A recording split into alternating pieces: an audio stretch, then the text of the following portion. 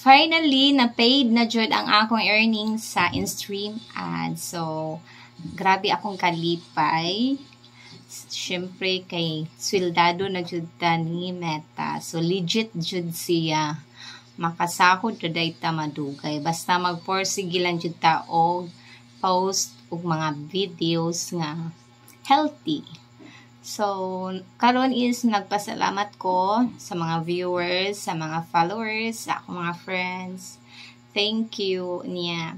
Thank you sa Meta. Thank you kaayod. And also sa ni Papa God. Yes. Halos kada gabi ko mag-pray nga unta ma-page siya. So, karon mo na siya. Mo ni akong paid sa ads, sa in-stream ads.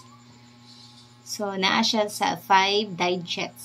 So, dako-dako siya medyo. Medyo dako-dako siya medyo.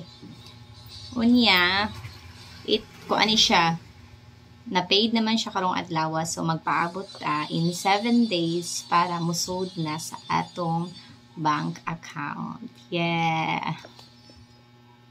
Unya, kung ganahan ka magpasagpa, please ko like, comment, and share.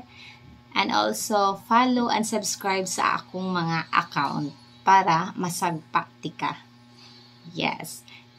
So, ang buhaton lang ninyo is, kung ganahan mo magpasagpa, ang buhaton lang ninyo is like, comment, and share. Like, comment, and share kini nga video.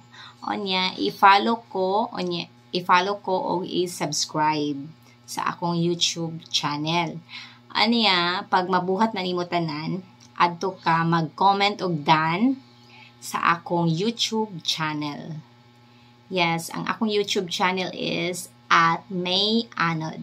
Mao na akong YouTube channel. So magpaabot ko sa inyong comment dito sa akong YouTube. So thank you.